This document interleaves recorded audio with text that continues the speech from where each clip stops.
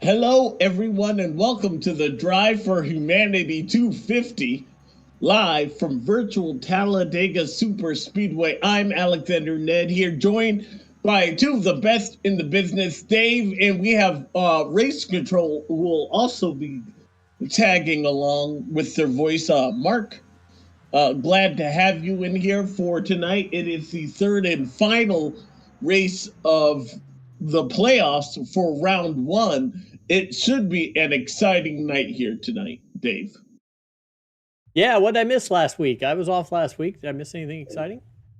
Well, you to be honest, I don't even remember what happened last week. We were at Atlanta, and Josh Adams got the win. I remember that.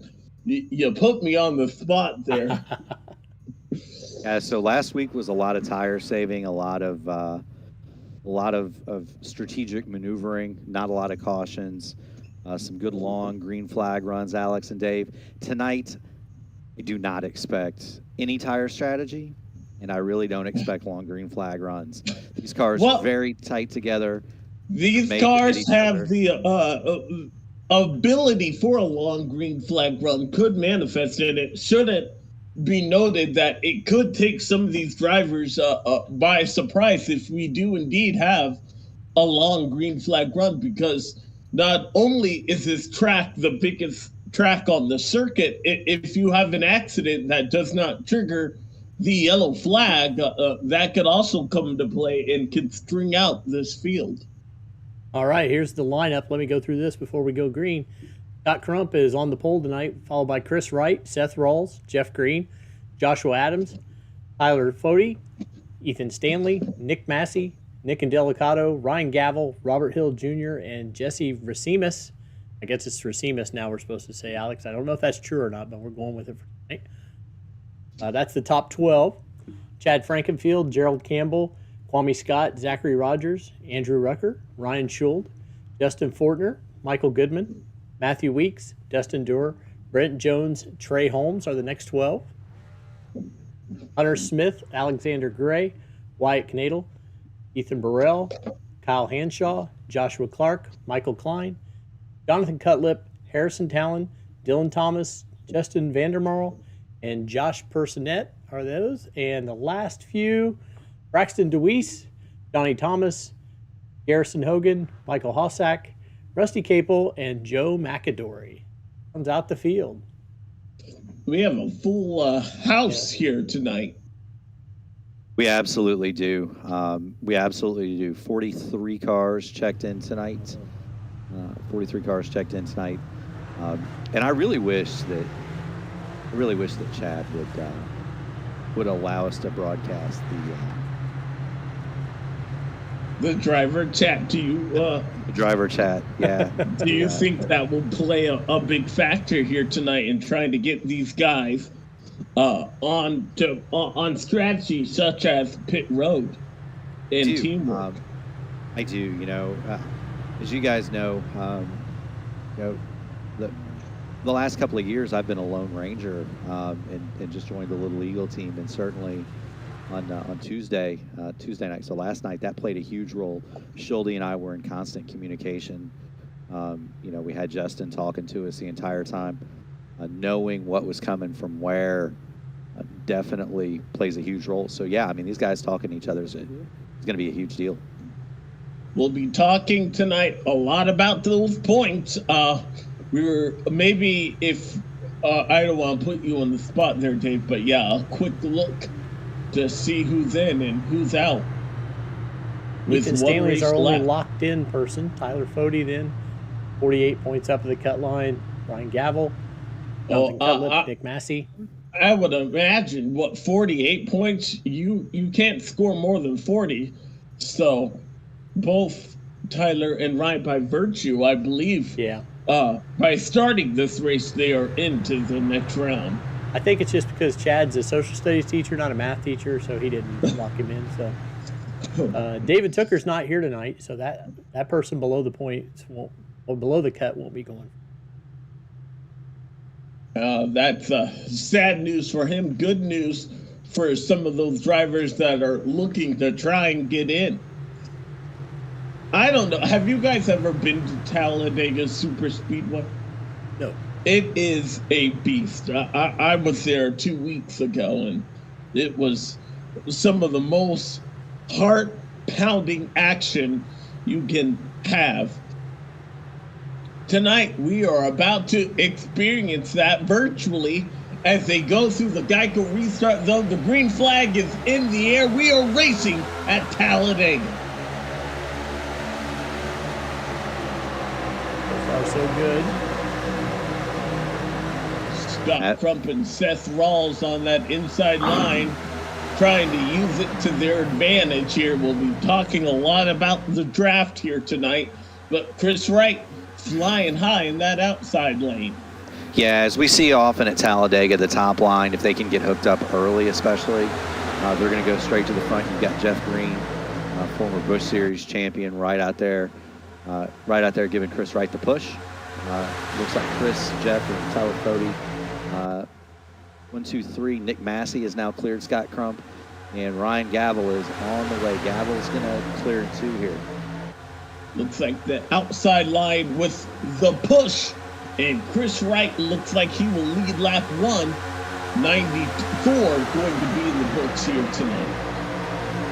Yeah, that's rough on old Crump. It's rough on old Crump because he's looking to need points here, and Scott wins the pole and he doesn't even get to lead a lap. Yeah. Lake And, Norman what is that like? What are you 5. trying to? Oh, excuse me. I'm sorry. I was going to ask, what is it like trying to get that inside line to go with you? Is Scott Crump doing anything wrong? Or is it the fact that people are bailing on that inside line?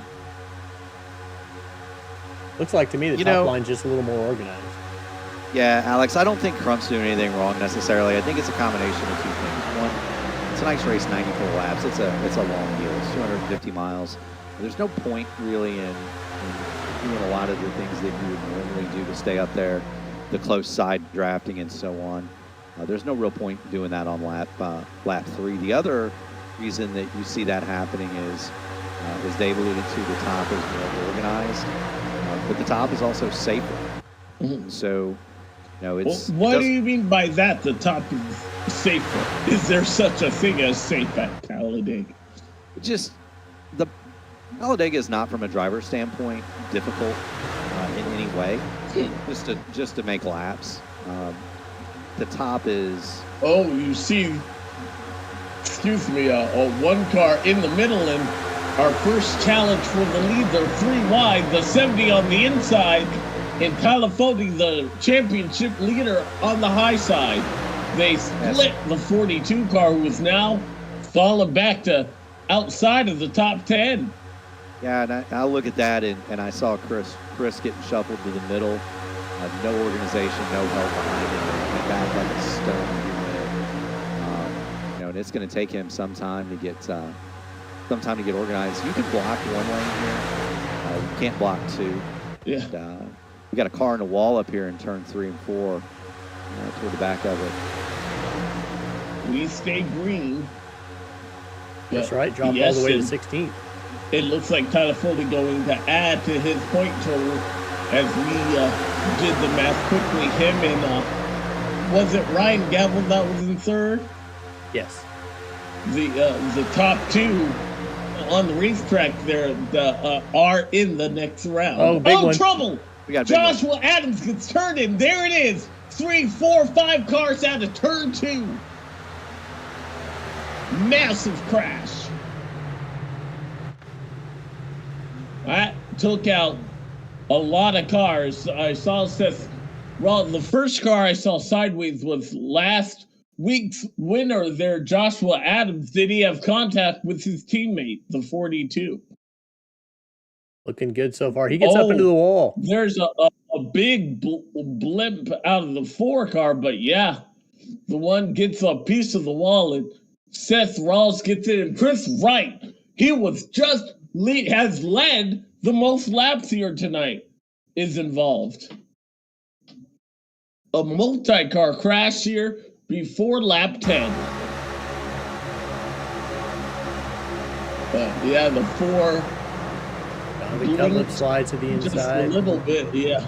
And that's going to hurt Jonathan. He's one of the cars looking to try and get in. Now, I saw a lot of side pushes. I didn't see any extremely hard hits. So a lot of these cars, I believe, this track is big enough that they can fix that damage. But let's ride on board with the 42 here.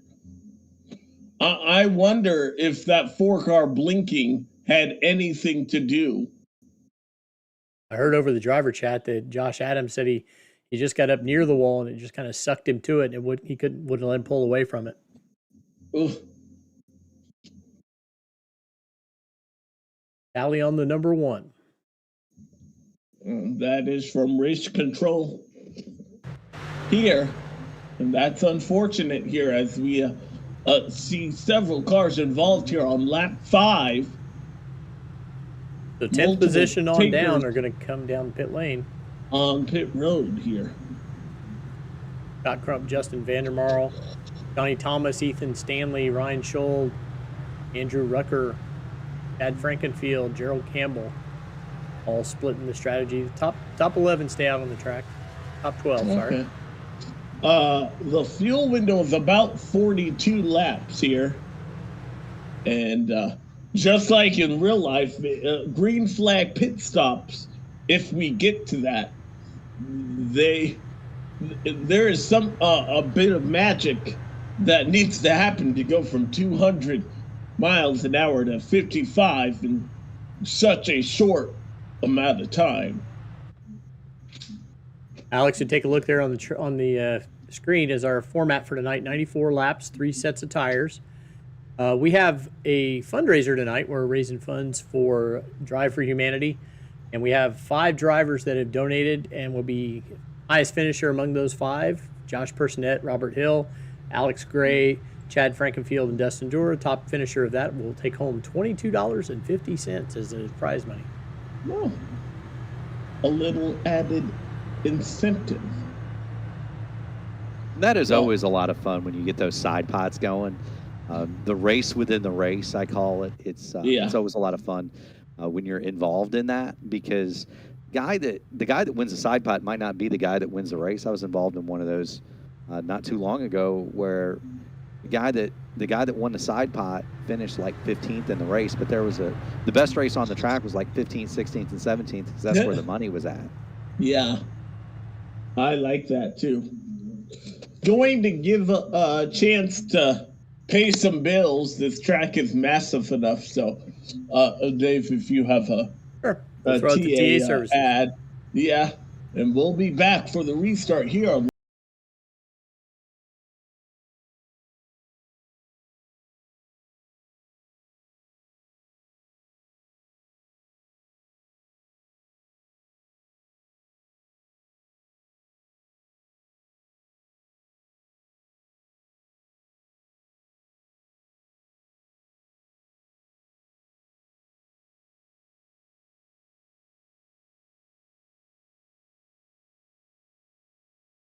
Isn't easy, but experiencing it is. iRacing puts you in the driver's seat with the industry's leading sim racing game. Drive on laser scan replicas of the greatest racing circuits from around the world. Go head to head against other drivers chosen by skill-based matchmaking to ensure competitive racing at every level. Compete across all your favorite series. In officially licensed cars, engineered to deliver the most accurate driving experience possible.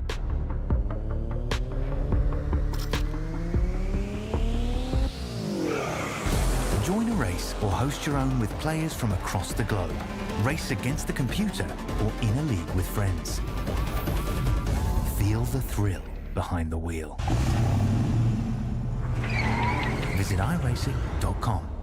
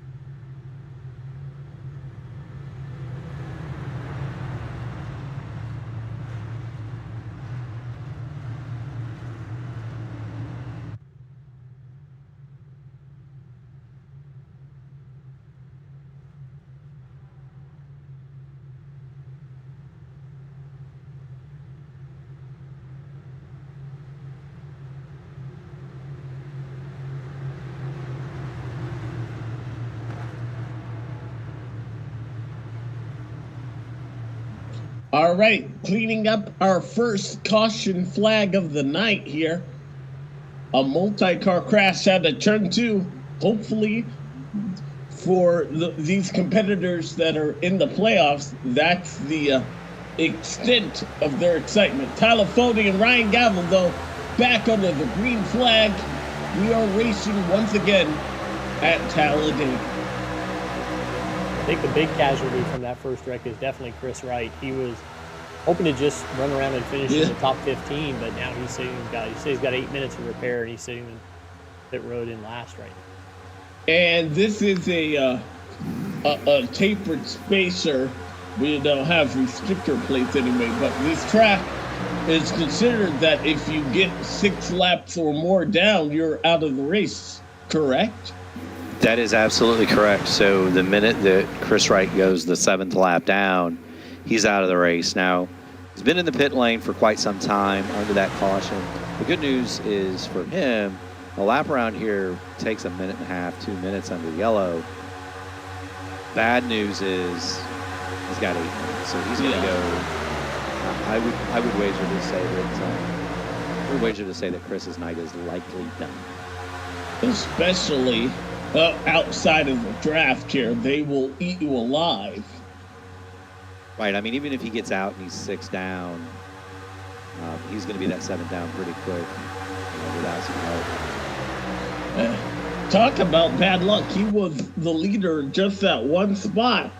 He found himself in the sucker hole, as I like to call it, and it kicked him out of the top 10, and then right in the middle where he was able to be involved there. Unfortunate with his teammate. Yeah, and that happens, especially in these types of races. It doesn't take much to lose the momentum in these cars. And because of that tapered spacer, it's very difficult to get it back, to the point where in life we see guys lose the momentum and completely lose the draft, even from the pack. I will say, I was in turn 4, I was sitting when I went to Talladega after Michael McDowell had his spin. He lost the draft several times, and every, you would see the whole pack go by, and then the 7 or 8 seconds, it would get longer and longer. You'd see Michael McDowell. The whole crowd would erupt for this one car that was by itself. I thought it was quite funny. I remember a similar incident in Indianapolis with Kenny Wallace in the Square D Chevrolet many eons ago. Oh wow! Yeah, Square D. That's like Earnhardt territory. Would have been in like the year 2000. Well, it would have been before that, but old Kenny Wallace was off the pace pretty bad at the Brickyard, and the field would go by, and then about 10-15 seconds later, here would come Kenny, and about half the fans would stand up and salute him as he went past. It's kind of a That's exactly what it was like with Michael McDowell. Nick and Delicato trying to get the lead for the first time today, has a good shove from the 99, and they're working that inside line pretty well.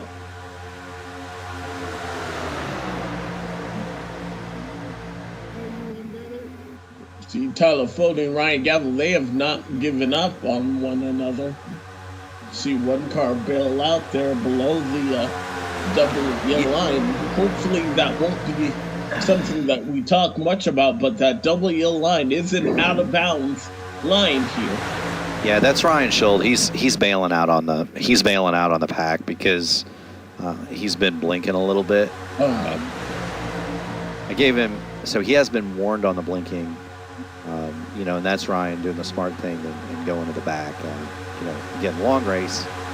We're 13 laps into our 94 lap or 14 laps. No reason to be up there if you're blinking. Just go to the back and hang out.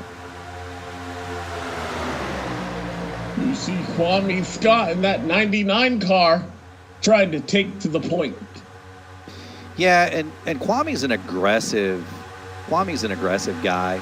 Him and Fody are going to get up there and try to lead the thing. Ethan Burrell's kind of in that same mindset. Yeah. Ethan Burrell is our last winner on this super speedway event for the joinaps.com Cup Series. He won at Daytona a couple of weeks ago. Now, the thing that I just saw there that looks really aggressive to me is Fody hooked solid with the back of Nick and Delicado there for a good while. Every time I seem to do that in this car, I wind up overheating the thing. So how long can you stay connected on the back bumper of somebody and push them? Half a lap or full lap before it begins to hurt you? Yeah, maybe a lap or two. Certainly no more than two. And you don't want to anyway, because you're kind of in control of their car, right? Right. In essence, there's a plate. We call it the plate package, but plate package in these cars has really small spoilers compared to normal, and even though they've got the diffusers underneath, you can still loosen somebody up pretty good if you get underneath them. So yeah, Talladega is not really the biggest handling course. It is going to loosen you up. You get somebody right under there. I don't know if I want somebody right up under there pushing me through the corners, even if you can do it. Just depending on your car setup. Do you kind of set up your car to be pushed? I would rather neither be pushing nor be pushed, because I'm not that good at it. But I much prefer the Xfinity or truck package, where you kind of bump somebody and then you get off of them. Yeah. This whole business of being connected, like we see, we've got a couple cars at the top. Bobby Scott in danger of being split here. Didn't have the help he needed on the inside or outside. He'll lead the middle, but he'll be passed for the lead. Jesse Rasmussen in that 70 car. And is that Kyle Henshaw? Yes, in that 46. Don't get to talk much about him here leading. Well, he's done a well of a job. That's what I love about Talladega. Yeah, Talladega is known for producing first-time winners, real world and in sim. Everybody from the famous Bobby Hillin all the way up. I mean, there are people that have made entire careers. Yeah. Bobby Hillin. One of my favorite quotes from Mike Joy, legendary broadcaster, is if you start your race car, you have the chance to win here at Talladega, and I firmly believe that. There is Chris Wright. How many laps down is he? He's 5 laps. Or is it 6? He's 6 now, so if he goes one more, he's out. The leaders are behind him. Up ahead on the bottom line here. Here they come. That's not good. He'll be racing basically for his life, and they are going to pass him. Now, as soon as he completes this next lap, he's going to be pulled off, because he is now 7 laps down. He's 7 laps down. I'm going to give it a chance to get. Well, he wouldn't even be the lucky dog. So Chris is going to get pulled over here. And that is unfortunate for one of our playoff drivers whose fate now rests on the outcome of this race.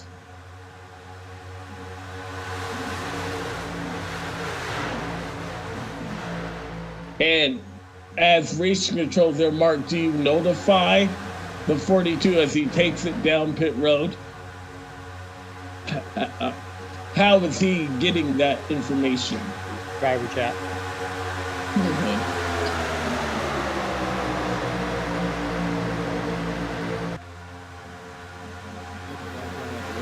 So they're getting that information. Yeah, they're getting that information from 2 different ways. The first is, Chris is going to know roughly where he is when he pulls back out. The second thing is that Race control is watching.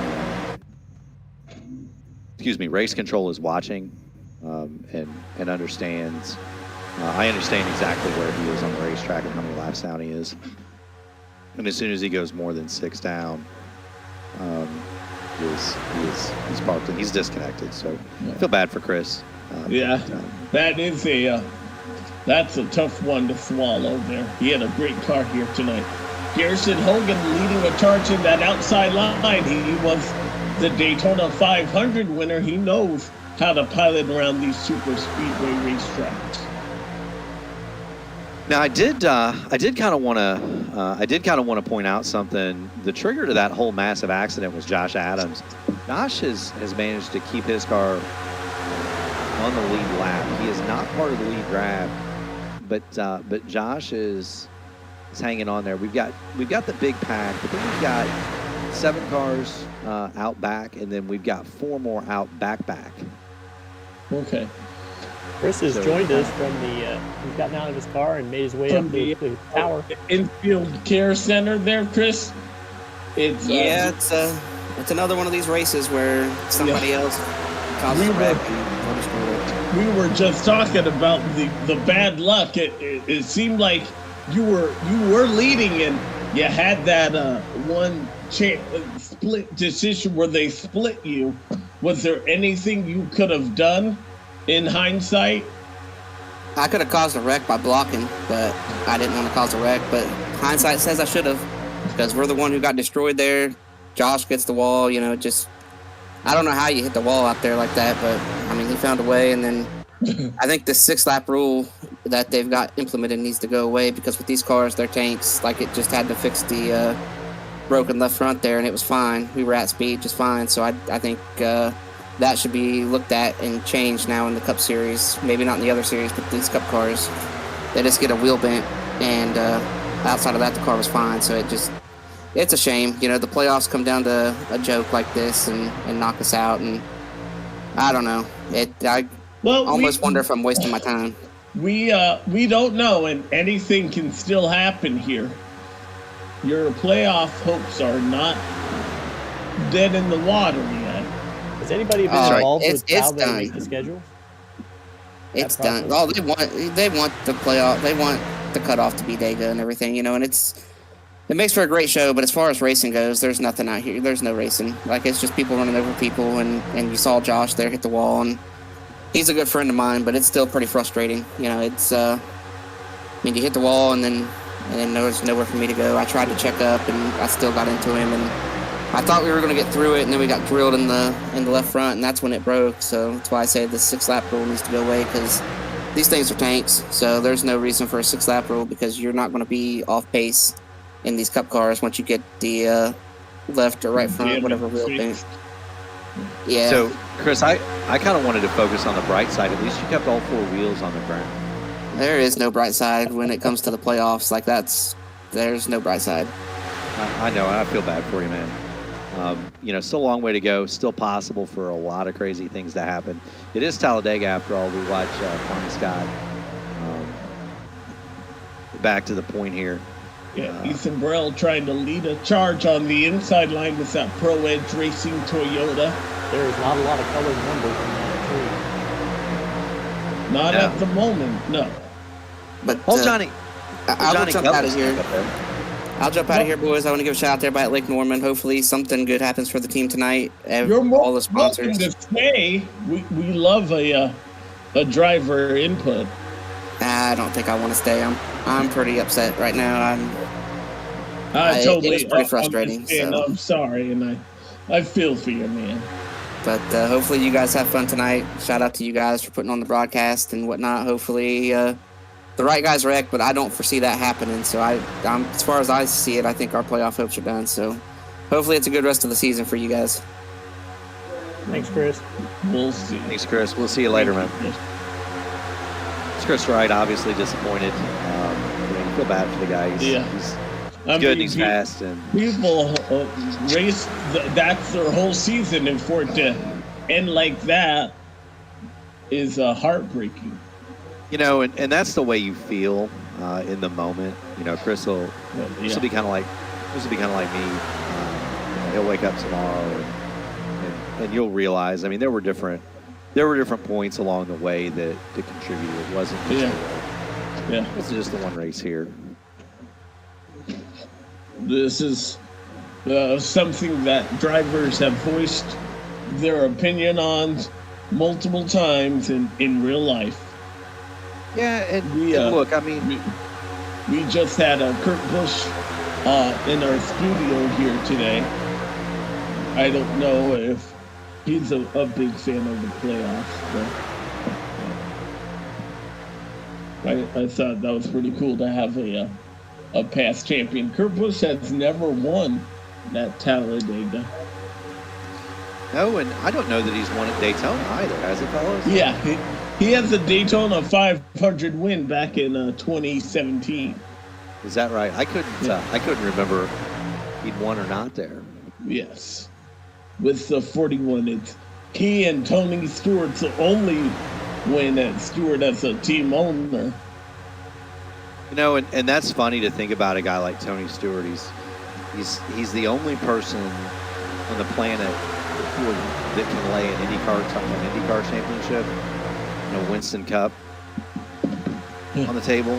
Yeah. And, he's never won either. He's never won the Indy 500 or the Daytona 500, and he's won both championships. So I did want to point out something.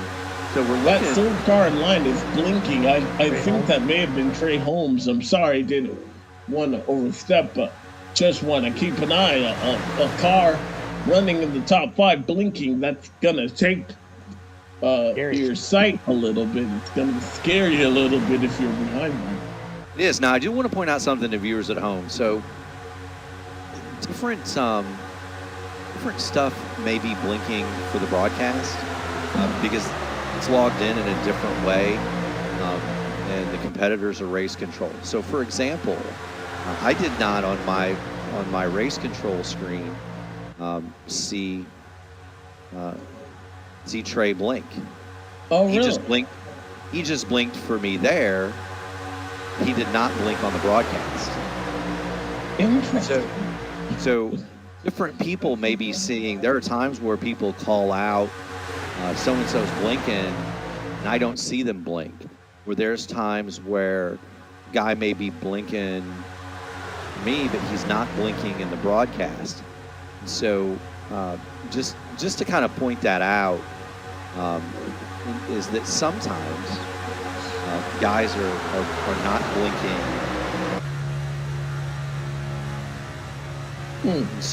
for certain people. I know broadcasts are logged in a little bit different way. We're going on board with Johnny Cutlip here. Very quietly, very methodically, very safely. Oh, did we see that? Did you see that?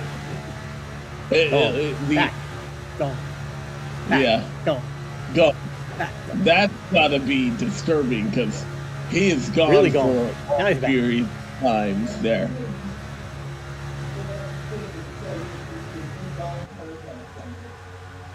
If I'm the 5, I might even consider trying to get away from that 88 car. Working lap 31 at 94 here. If trouble breaks out, we'll break in. You're watching NASCAR on the ERN network. And we'll be right back. We'll leave you with the sights and sounds of Talladega.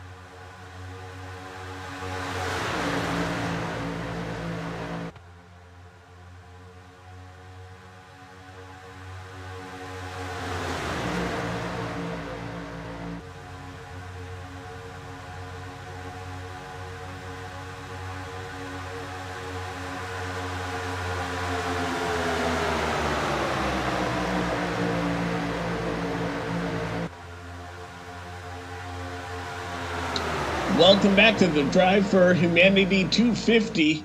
Lap 36 on the board. 94 are going to be collected here tonight. Things are picking up pace, but still Kwame Scott out front in that 99. Yeah, and things are starting to simmer down a little bit. Two distinct lines. As you would expect at Talladega, one line will get organized and go to the front. The line that was disorganized a couple of laps ago will get a push. We see the top line starting to come back with Henshaw there on the top. You know, there's one car that I kind of wanted to point out very sneakily, and he's the only colored number in the top 10, and that's is it that 5 car? That's Johnny Cutlip. Yeah. Johnny Bravo himself, just very quietly up front. He had a scary view a couple of laps ago of that blinking 88 car who we're told did go to the back of the pack because of that problem. But yes, Johnson Cutlip has enjoyed a third place running their position as who is this? Alexander Gray's on, marking it. On pit road. Laps down. Oh, okay. Yeah, so Alex has gone 6. Alex has gone 6 laps down. So I did want to point out something that Johnny's doing that is really extremely scary. If you notice, you've got guys pushing on each other. You've got guys that are doing the slam drafting thing. The 5 isn't doing that. I don't think I've seen him hit anybody or push anybody or be pushed at this point. He's just saving his stuff and kind of riding around. Minute amount of damage, by the way, does happen in this car. Okay. So, you know, yeah, it's a tank, and it's hard to hurt it. You know, if you use up the front bumper now, you're not going to have such a nice front bumper to put in the wind in 55 laps time. That's my Ball State math. I know Dave's a Purdue guy, so I have to tip my cap. Oh, and that credit. one car very loose, and thankfully, there was a hole. I think it was Garrison Hogan in that 22 had a big slide. Elevator drop from the top to the bottom of the racetrack there. Yes, he did. Here's another thing that a lot of people don't realize about Talladega. It's not hard on tires, but it is bumpy. Mm. We're gonna have Green, Michael Goodman, and is that Garrison Hogan? Yes. Jeff Green, yeah. Take it down to pit road. Green flag pit stops here. I think that was Dusty Dewar there that almost got drilled trying to get to pit road. It took a lot of avoidance by quite a few cars to not hit him, but they all made it. Yeah, and we saw, just like in real life, with Tyler Reddick and Chase Briscoe having problems trying to get onto pit road there. It is so easy to overdrive and have a penalty. You're going from 55 to 22. Here Leaders comes coming in. more of that front pack. Oh, we're going to contact. have a spinner there. Garrison Hogan goes around in the Harrison Talon in the 23, just like that. And that's going to hurt the momentum of this front pack. He still has not. Oh, it is Garrison Hogan. My apologies there, Harrison. Called out the wrong name there. Yeah. 26, did it? Up. 1 coming in, 01 and 40. All right, the playoff leaders are in, and let's see Another mass pack if they trying to can get slowed in. down. These are all scheduled pit stops here, but they are not within that final fuel window here. They will have to make another stop in order to make it. shot crump. How much gas you guys got? Did you top off that on that caution? Yeah, I topped off. The chat. I mean, Rucker sitting here. He should probably sit with us. You can hear some of the race chat there in the background. So all the cars that are still out on track, they came in and got fuel. Those are the ones that came in and got fuel on that first yellow. Okay. I'm going to try to push really hard to catch these guys in front of us. We can keep up some speed. Kyle Hansoff still has the lead. He's in front of Ethan Burrell. And if they topped off, this could work for them because maybe they can make it to where they won't have to make another stop. I got 10 left of fuel left. How about you? Mark, we're hearing driver chat over the broadcast if you can get that. I got the same as you. Yeah. Mark. Right, I'm going to try to stretch it. We got to try to set these guys in front. Mark, if you can hear us, we can hear your driver chat. There, I can mute him. You never know with these guys what they're going to say in driver chat, so that's always a dangerous spot to be. But you did get kind of a little insight there of deals and stuff that go in the conversation that goes on as they come into green flag pit stops. They don't want to come in by themselves. They want to have partners to come back out with. So. Yes. Deals all up and down pit road, and that could very well be. The top 10 are all on the same strategy, but there is a big gap between. There's a pack. There is between 5th and 6th place. Yeah, Robert Hill is about 16 seconds back behind the car, the Ethan Stanley car up the road. So he's trying to organize his half of the pack with Ryan Scholl, Joe McAdory, Braxton DeWeese, and Hunter Smith. Mark, just one sec, Dave. If you could unmute Mark. Mark, we didn't want the driver chat to go over the broadcast. He muted. You hear. I wouldn't either. Yeah. I don't like to have to go back and have to edit out those chat bombs. Yeah. It's look, I get that. It's it's a variant of Discord and iRacing kind of that flows through. The good news is I can go from race control to broadcaster here pretty easy. It's just a flip of a switch. I was trying to listen in, not just for the deals that are being made.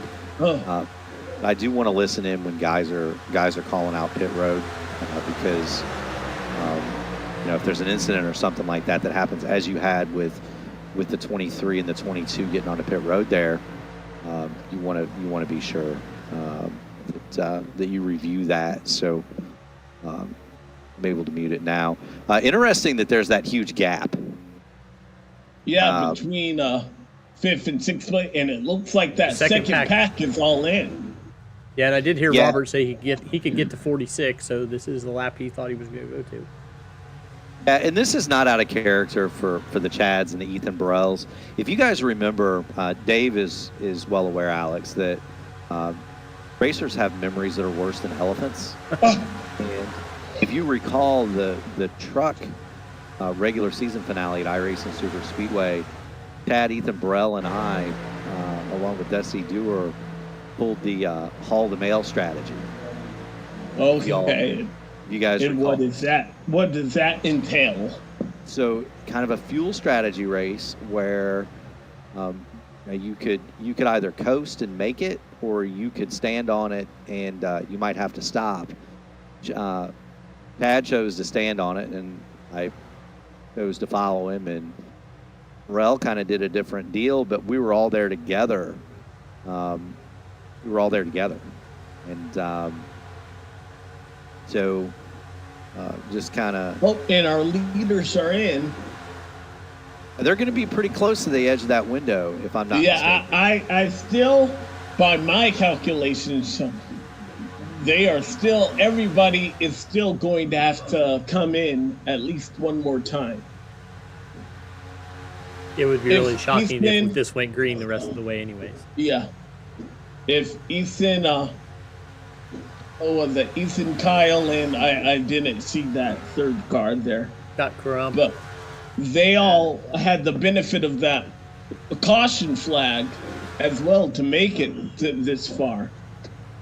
Ethan Stanley and Chad Frankenfield trying to stay out another lap. That's why I'm always a big fan on full distance races, especially.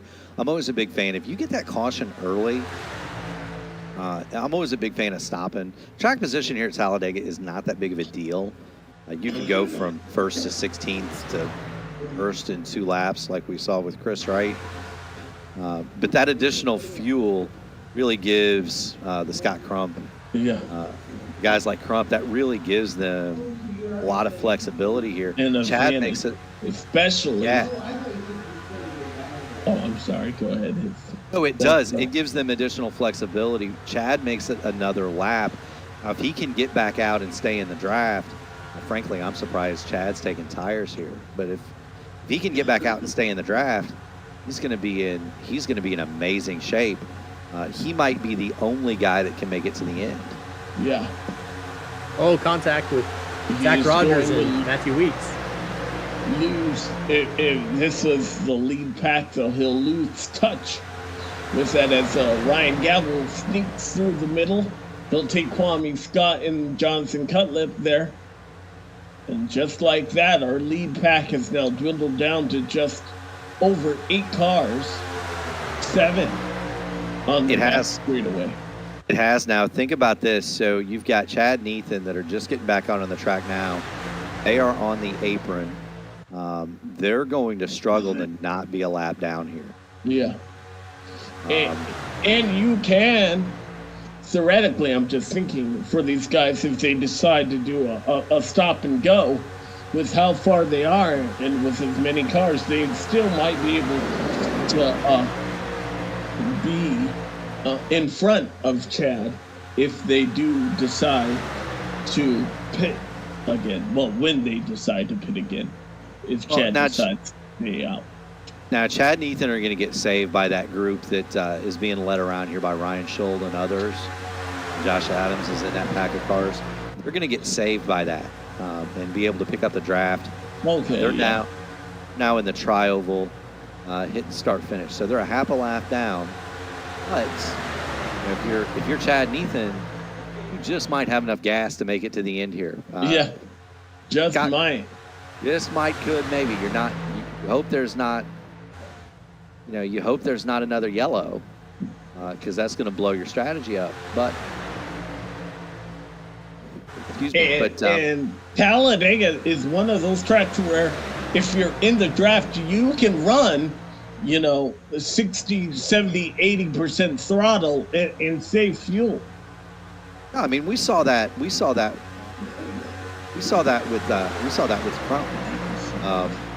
Saw that with Crump at that race at iRacing Super Speedway, where he basically sat behind Jeff Green and ran 70% throttle for the entire race and made it on gas.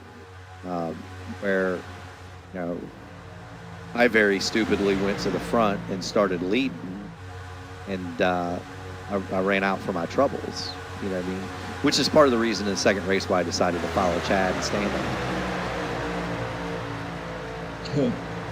If I'm going to go, that was the race in race. If I was going to go down, I was going to go down with my foot on the loud pedal, not riding around saving gas. All right. Well, we'll see how strategy shakes down. We'll take another quick pause, but we'll be back for the finish here. The Drive for Humanity 250. You're watching Talladega Super Speedway, the JoinAPS.com Cup Series on ERN.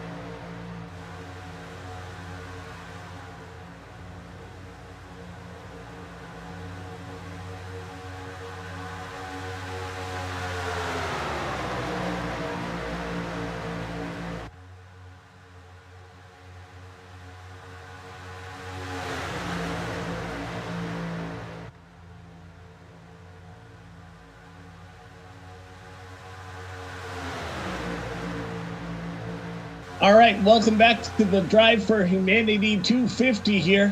34 laps to go. We're getting down to the nitty-gritty of this, and only one caution flag. 3 cars out of the race there, and one big crash happened on lap 5, but we have been clean and green ever since. And did that take you by surprise there, Mark? No, it didn't. So I was in a truck race at iRacing Super Speedway. It was the season finale.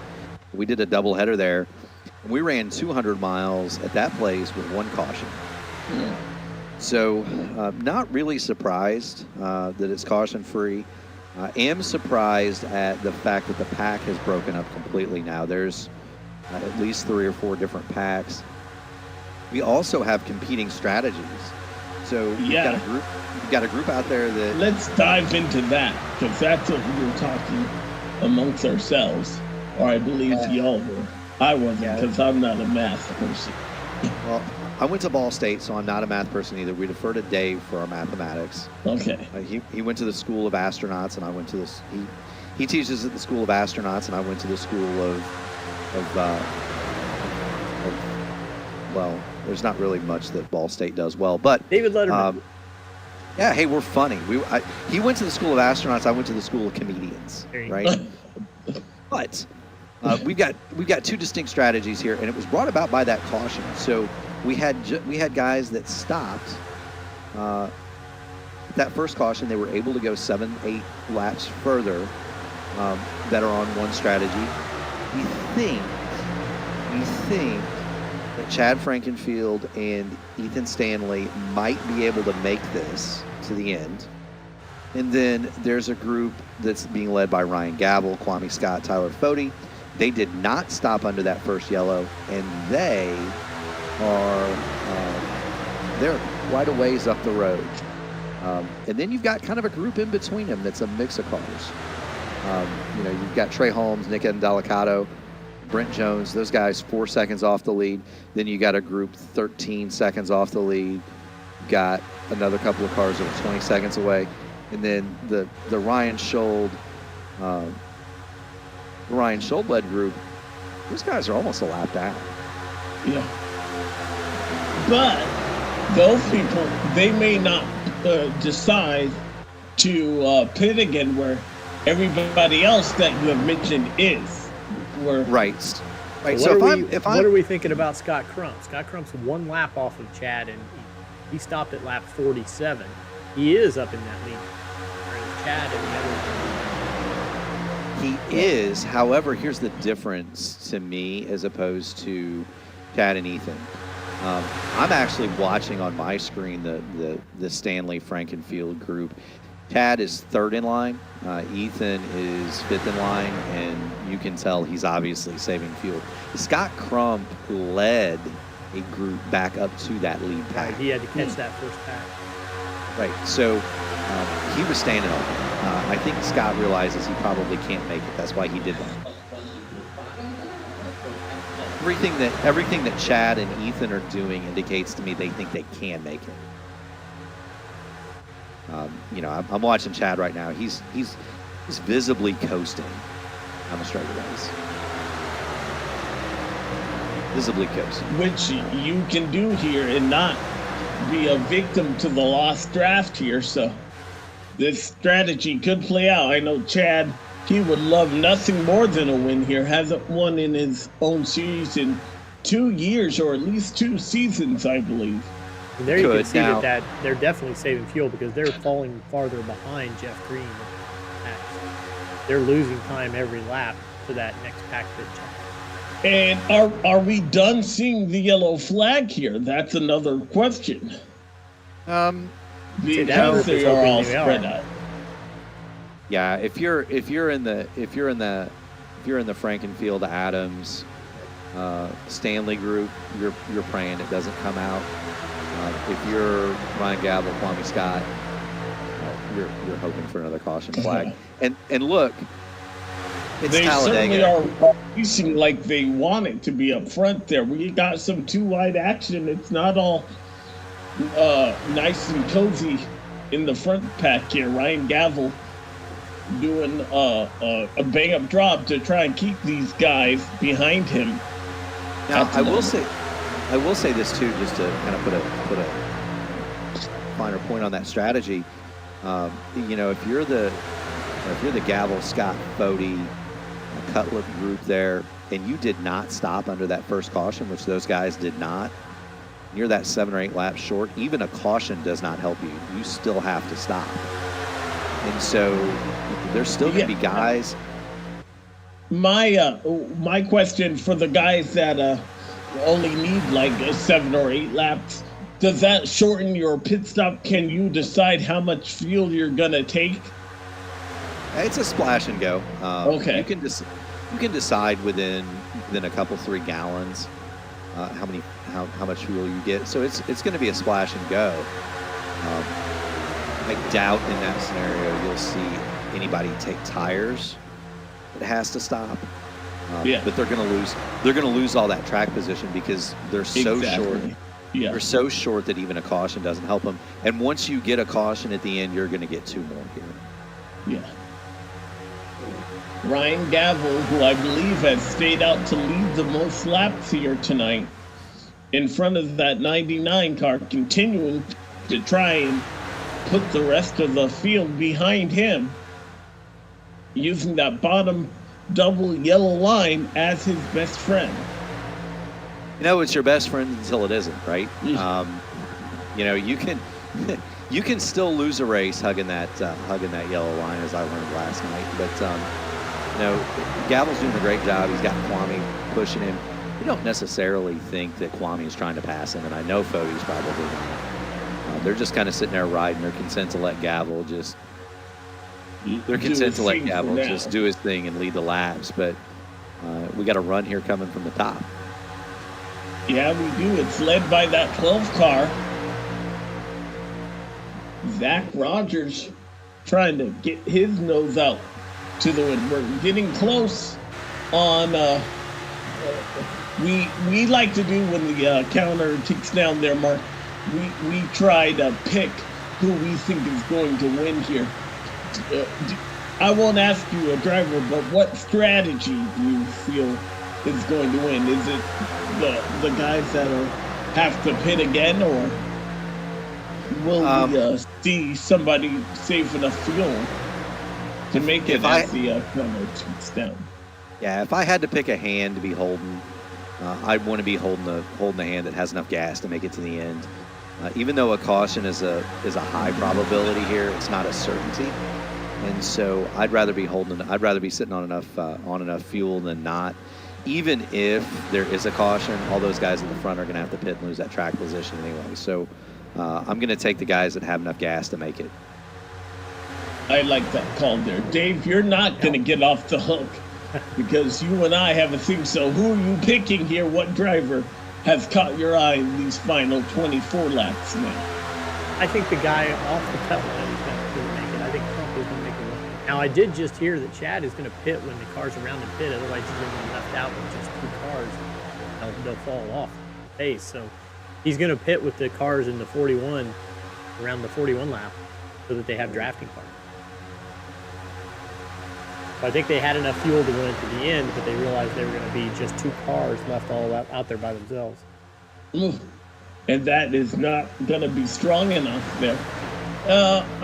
Well, I'm interested though. It's interesting to me considering I don't know if there would be enough laps for a bigger group of cars to catch those 2. Well, and here's the other thing. I think Chad might be playing a little bit of poker. I'd be surprised if he stays out there with just 2. Well, so it's a matter of math. Which we've established is not your strength. Right. So you know, Chad and them guys, they're 26 seconds, 27 seconds back. How much are him and Ethan going to lose running by themselves? Because you're going to lose roughly 45 seconds in a pit stop. Lap here is 50. Lap here is roughly 49 and a half. If everybody above them pits, then it won't matter how much. Right. Well, the other thing is, okay, if it's only 2 cars, you might have enough gas to make it in pack 8 or 9. You got enough gas to make it if it's just you alone, which is what 2 cars is. We will see soon.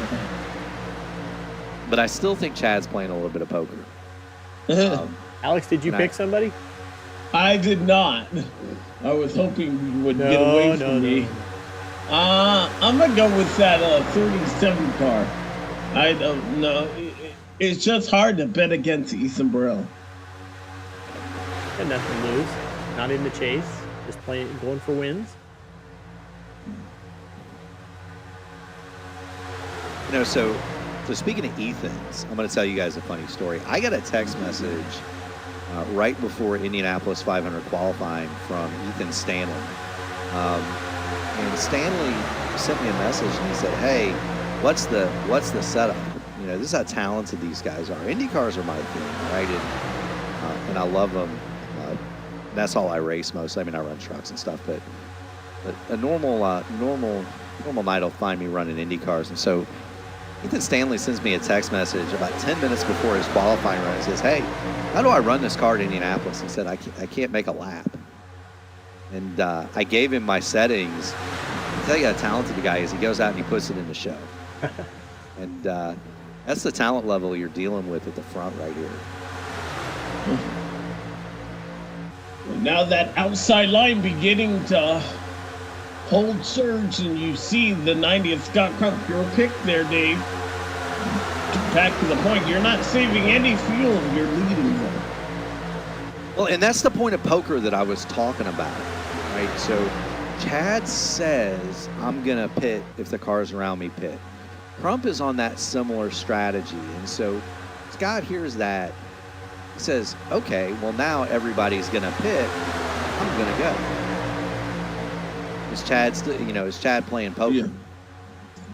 Yeah, if you think the whole field, if you think nobody in the field is doing fuel save, then it's just a straight race from there. Correct. The other thing is that group that Chad is in is still falling off. Yeah, they're 30 seconds now. So they're still losing time. So they're still saving fuel. Which, there's the thing, if you want to talk about, how much these guys know and how much they don't know. I'm looking through the entry list. There isn't a single person out here that has a spotter logged in. And what does that mean? So you look at iRacing and you look at the tools that you have to your disposal. One of those things is a relative. So you can tell where the 3 cars in front of you and where the 3 cars are behind you. If you're Scott Crump and Ryan Gavel, you have no idea where Josh Adams is on that racetrack. They don't know. And unless they're somehow watching the broadcast, which they might be, but they have no idea. And so I know I wouldn't have any idea where the other guys are. I do know now that Fody knows where everybody is, because I heard that Chris Wright has found his way to the crew chief seat for Tyler Fody. Is that so? Now, that doesn't surprise me in the least little bit there. He is a Lake Norman guy. We currently have Lake Norman 1, 2, 3. You do. You do indeed. But you've got things like that. So Fody might, but just in general, if you look at the entry list, you'll see the little plus sign next to somebody's name if they've got a spotter. There's peel off. First group. The leaders are in, or some of the leaders are in. Back. Oh, that's a lot. Yeah, that's a whole mess of cars. Yeah. We left the top 7 out. Yeah, and those guys might have a little bit more in a tank. That's the Fodys, the Crumps, and Gavel. Those guys are better at saving fuel generally anyway. And so, you're going to... first off pit lane. Burrell, Matthew Weeks. Come on, Ethan, don't make me a loser now. Sorry, I don't know if in the booth we're supposed to be unbiased. And I've said this many times. We do not get paid enough to be impartial. How about I want to give a call out to Wyatt Canadle. Wyatt Canadle doing an excellent job as well. Yeah, Wyatt gets off pit lane first, and here comes the next group. So, this is the speed group, as we'll call it. It's Fody and Gavel and Crump and. This is going to hand the lead over to Josh Adams. It is indeed. It'll be interesting to see how quickly they get on and off pit road. I believe these are all going to be splash and goes. As you mentioned there, Mark, I don't think anybody stops for tires.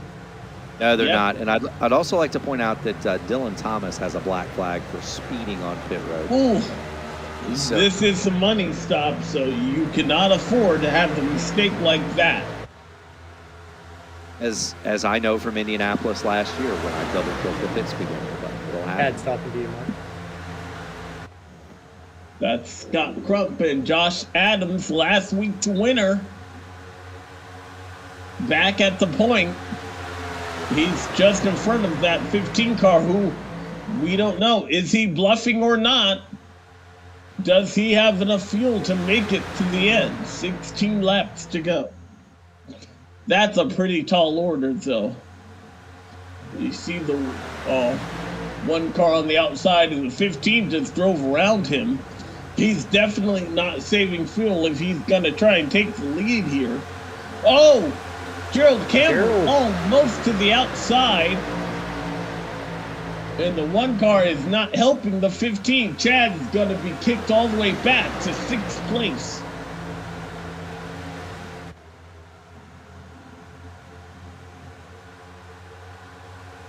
You see the mix in with lap cars here. And from hero to zero for Chad there, he was making a move for the lead. He'll barely hang on inside the top. No, he's outside of the top 5 currently. Or just barely hanging on.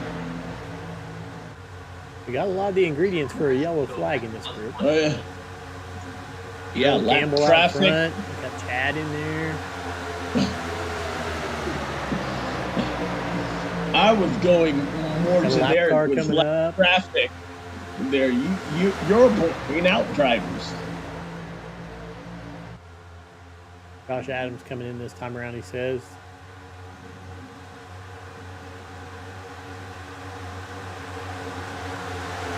We got the top 9 still out from their last pit. Most of them came in on lap 41, with the exception, of course, of Chad and Ethan, who came in on lap 48. It wouldn't surprise me if they stayed out, at least for a few more laps. There's that group coming in. Here they are. You need to have a perfect stop here. Ethan Stanley came with him.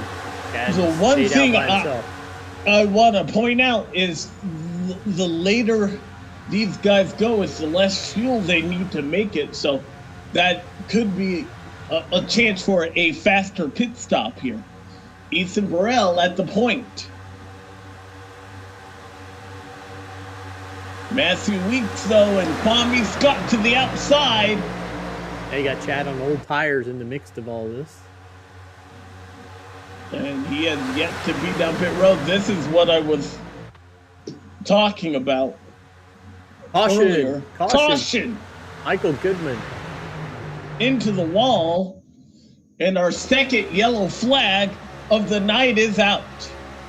Looks like off the bumper of Jeff Green. Yes, into the outside wall, and Jeff Green knocks another competitor toward the inside wall. And that's a stop. And don't know what happened there. The 4-car Ryan Sold gets into the inside wall. Jeff Green in the 38 just gets into the right quarter panel. Like the 4-car took a ride there as well. Ryan Schuld off to the inside. Yeah, I don't think he got to the inside wall, though. Any damage.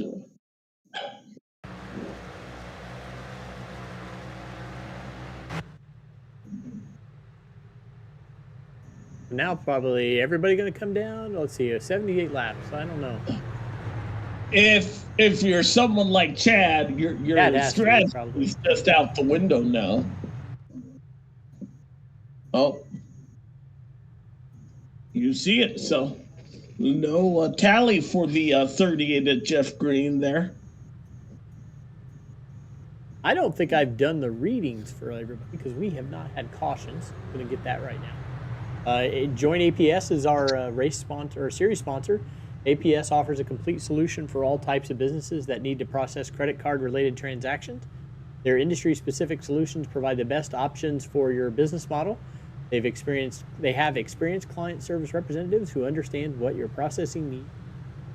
TA Services, for over 36 years, TA Services has been a trusted domestic and international full-service third-party logistics provider, offering freight brokerage, managed transportation, warehousing and fulfillment, and cross-border logistics services to shippers around the globe.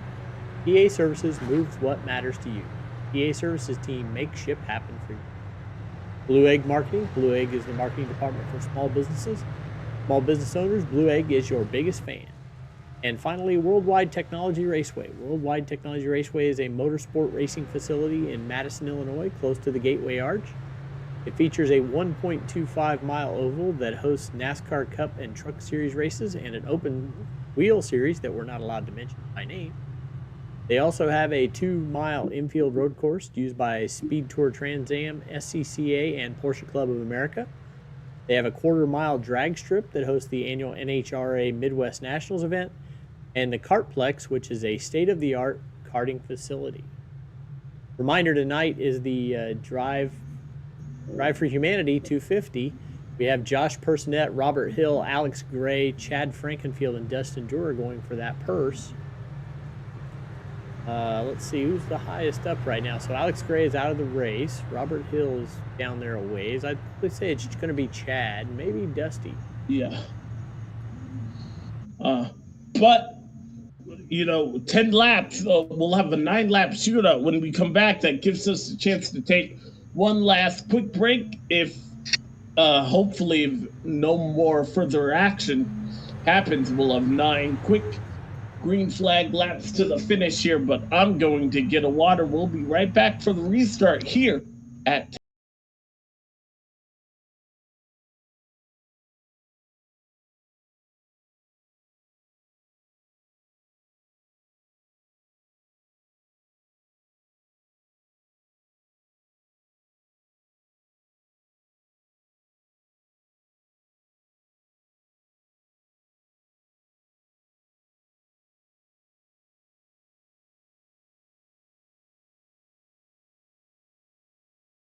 Racing isn't easy, but experiencing it is. iRacing puts you in the driver's seat with the industry's leading sim racing game.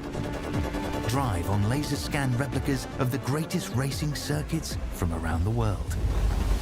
Go head-to-head against other drivers chosen by skill-based matchmaking to ensure competitive racing at every level. Compete across all your favorite series. In officially licensed cars, engineered to deliver the most accurate driving experience possible.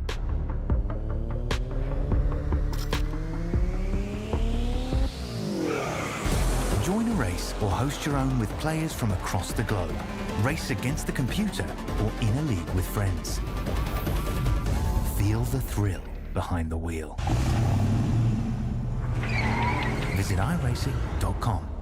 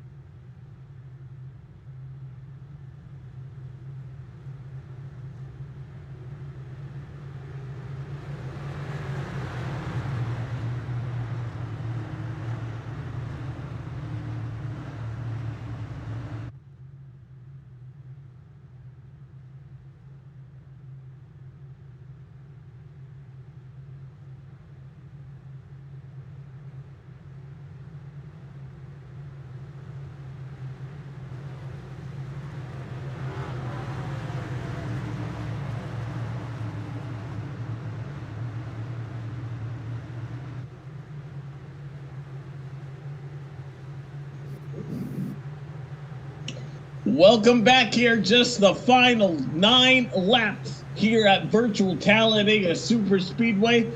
10% of the racing distance left. We'll see who can conquer this mighty track as Kwame Scott gets on the loud pedal. Matthew Weeks and Andrew Rucker tangling on the high side. Now, I'm going to assure you here, Alex, we might be 10% of the race distance left, but we just ratcheted up the intensity 90%. We got a yellow. Wyatt Knadel goes around. That's going to trigger our third caution flag of the night. Wyatt Knadel out of turn 2.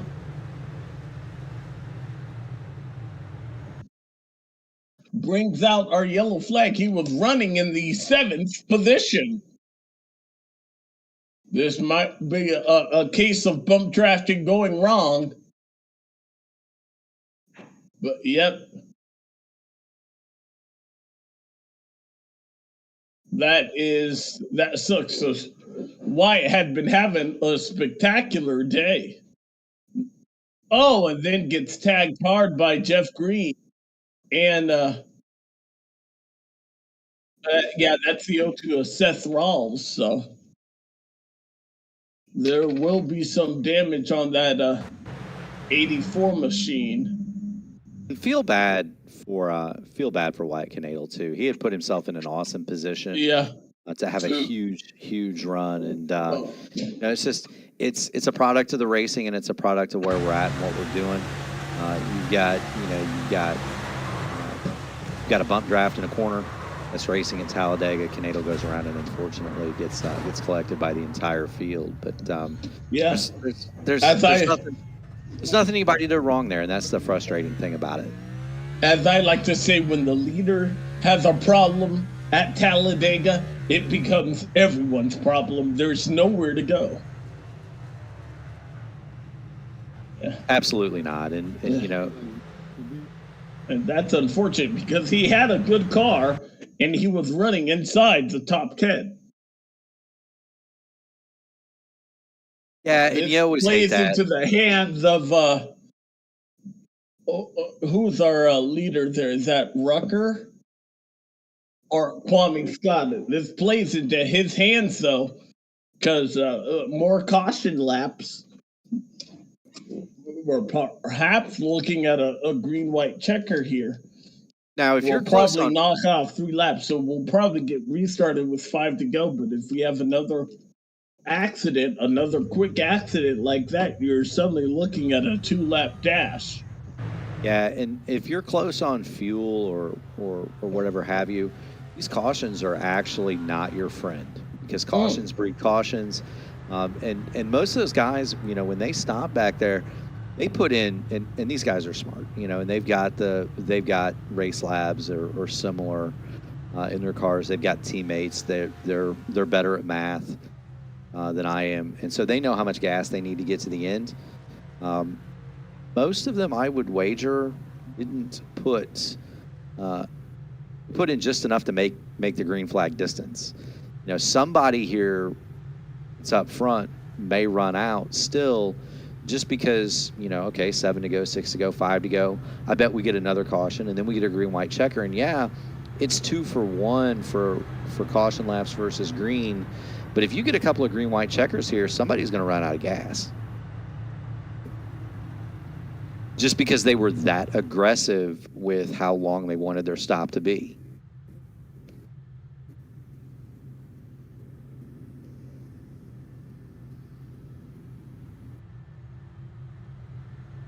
I apologize. I was quieting my dog, so I did not hear anything. Have you not heard Dega all night at Talladega? But I'll be back here with the restart. We'll just go here. I think we'll have 1 lap to the green, so we'll be right back. Just listen to the sights and sounds here at Talladega.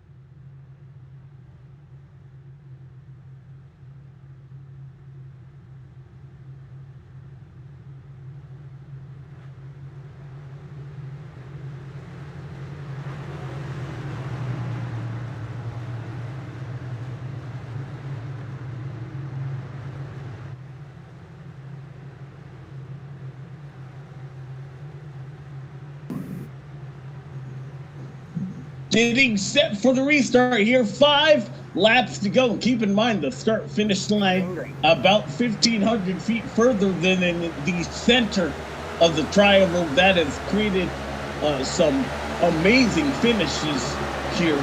If they finish under the green flag, Masuito gets the party started in that outside line.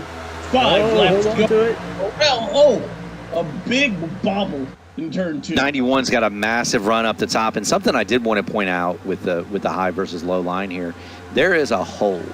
I call it a hole, but there's a depression in the tri-oval on the very bottom lane that will turn you loose if you hit it wrong. And so, you know, it's kind of something that people don't think about here. We think about Talladega as being perfectly smooth, but it is bumpy, and there is a really big one at the bottom of the tri-oval, right about the middle of it. If you get below the dotted line all the way to the bottom group. Right now, caution is out, and just as you mentioned there, Dave, we'll set this up for a green-white checker here. Ryan Scholl in the 4 car. See what happened to him.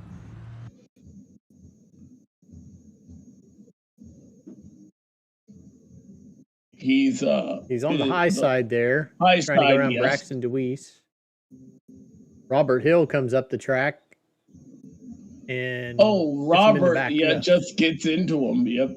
Wonder if that was a bit of net code or misjudgment there. Gave him a little Canadian kiss there.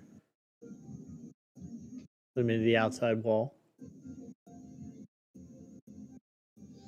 This plays right into the hands of Kwame Scott, though. He's led the last 10 laps, and 8 of those have been under the yellow flag. Or I'm sorry, not Kwame Scott is not the leader, though. As we ride on board the 2 car here and see what happened. Oh, yeah, just, I believe, a little bit of a misjudgment. Kind of like what we saw with Tyler Reddick and Kyle Larson at Kansas this past week. Did you watch the race there, Dave? Okay. It said on the broadcast that the 4 got the tally, but it's actually the 2. Okay. So it's just a typo. Yeah, that's Ball State typing in addition to Ball State math, Dave. There you go. I fixed it for you. Thank you, sir. Did you watch the race this weekend there, Dave? Do what? What was that, Alex? Did you watch the race this weekend? I did watch the race this weekend, and it was very entertaining. I What like did that. you think Whatever of that that move package with, and that track, I like. Tyler Reddick and Kyle Larson on lap 5. It's always interesting. I just felt so bad that the 5 car for the 3rd week in a row, somebody just flat dumped the 5.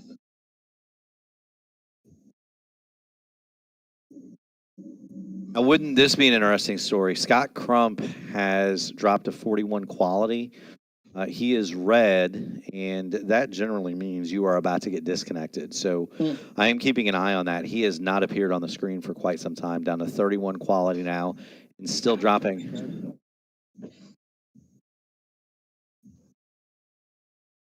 That is something we'll keep an eye on. Meanwhile, he's down to 26. That's not a meanwhile. That's not good.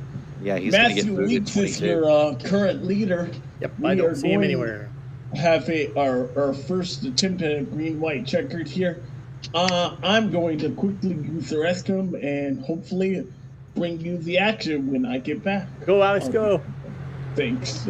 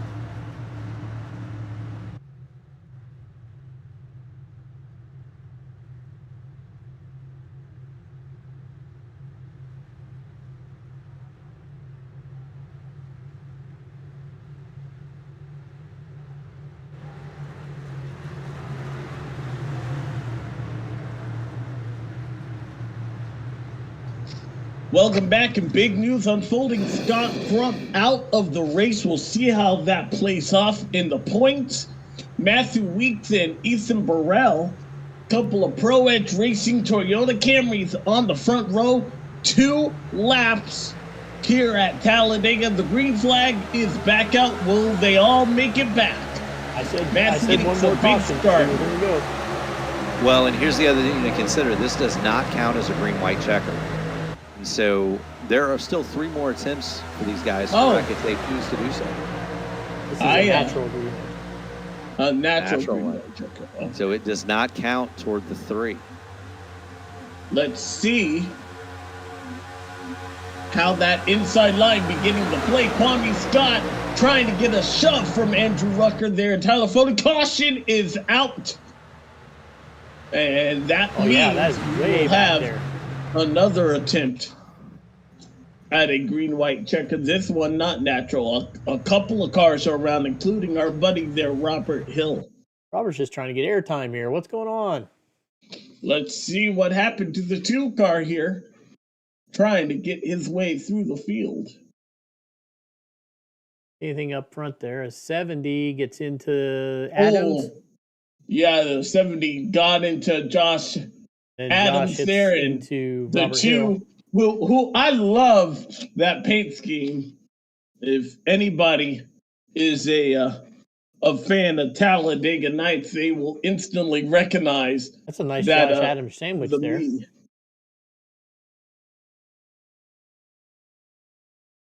That is unfortunate, though, for both the 2 and the 1. It most certainly is. And, you know, that's one of those situations where you hit the guy in the rear end and it turns him loose, and that's Talladega. That's a racing incident. I think Matthew Weeks also, I have to give a shout out to Matthew Weeks, because Weeks is the only other person other than me that I think that has his wife in the profile picture. And both of them, I think, are on our honeymoons, although mine was probably a lot longer ago than his. I do want to say I pointed out on air one time broadcasting, you had your wife in this. I thought that was an interesting choice if you're going to choose that car number that you habitually use. So the car number that I habitually use has nothing to do with the reason that Dave thinks it does. The car number that I use is because I grew up in a very similar place to Jeff Green. And what is the car number that you use just for So I raced I raced the 69, and it's because Southwestern Indiana, Northwestern Kentucky. I grew up in Newburgh, Indiana, which is across the river and about 25 miles to the east of Owensboro, Kentucky, which is where Jeff is from. But that town has produced more racers per capita, I dare say, than any other town in the country. So from there, you have the Greens, so Jeff and Mark. You also have the Waltrops, Daryl and Michael. And it's not just car racing. So, yes, Jeremy Mayfield also from there. But not just car racing. The Hayden family of motorcycle racing fame is also from Owensboro. And Nikki, my age. And so I got to know Nikki a little bit because I worked in Owensboro after college and tragically passed away in a bicycling accident in Italy several years ago while riding for Ducati. But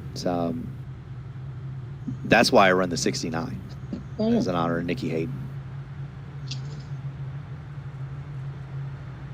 That Dave did not know that. That is a touching tribute there. Yeah, so there's actually, if you go to Owensboro, Kentucky, but I would say that my idea is much more. It probably is, although I will say this too. So in terms of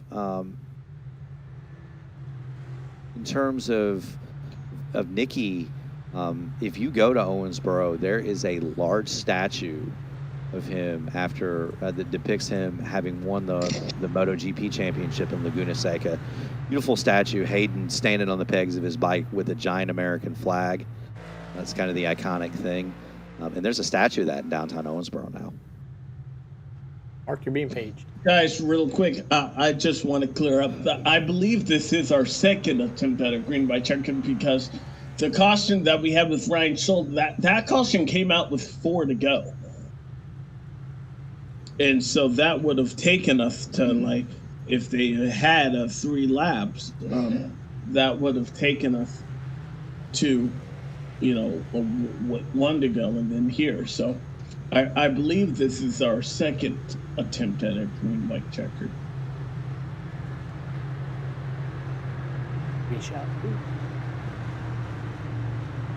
I just want to, because that's big news in case we do get another crash.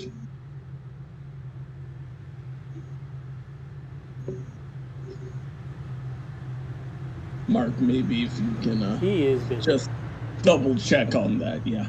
Now we have a lot of color in the top 10. We'll check on what? Weeks. When Ryan Soul brought out our 4th caution, it was with 4 to go.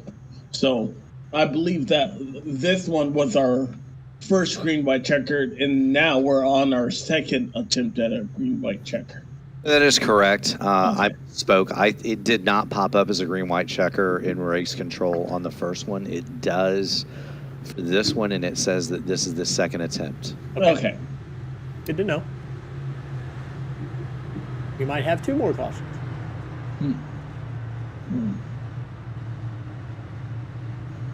These Pro Edge Racing teammates are looking pretty good, but look at that 5 car, Jonathan Cutlip.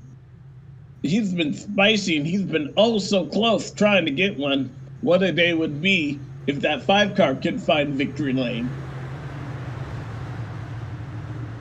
So Weeks was 24 points from the cut.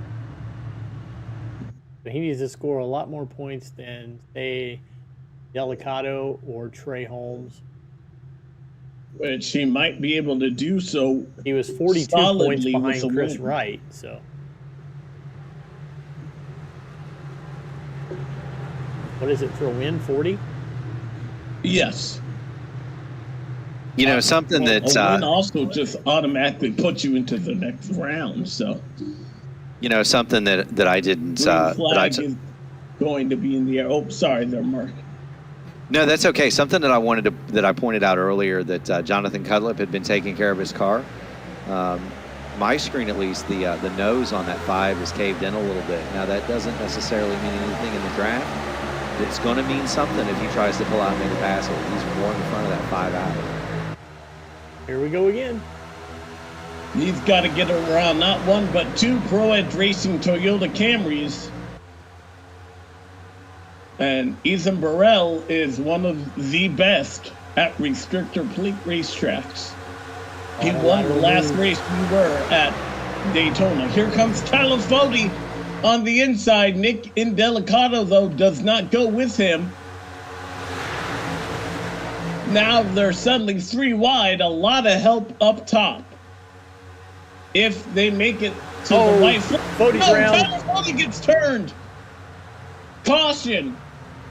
This will take us to our 3rd and final attempt at a green-white checkered as more cars spin through the infield. Nick Massey involved.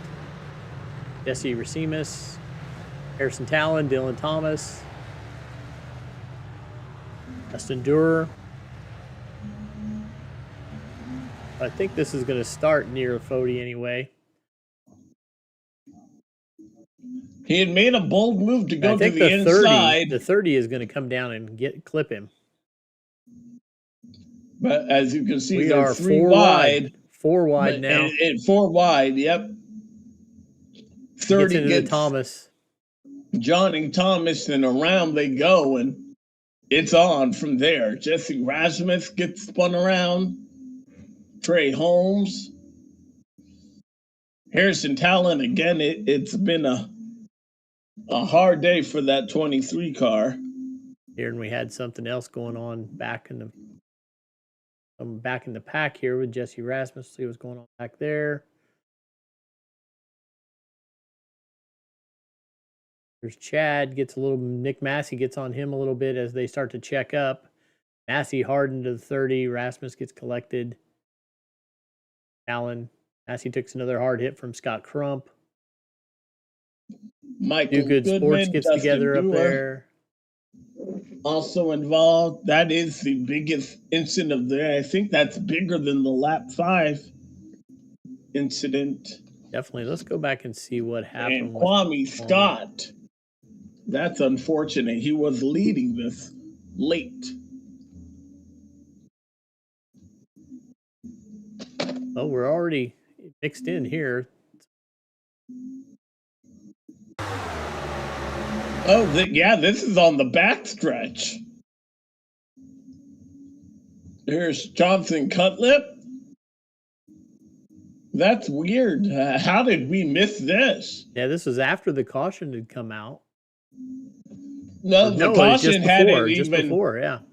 Yeah. All three cars, so Johnson, Cutlip, and all three cars hard into that inside wall. We were just talking about how well that 5 car was doing. Yeah, this does not trigger a yellow. All 3 cars get going, but have to wonder if there was some net code right there. Mark is dealing with 2 separate incidents. He's getting a racing incident on the first one. I was going to ask, does that even trigger a tally if it does not trigger a yellow?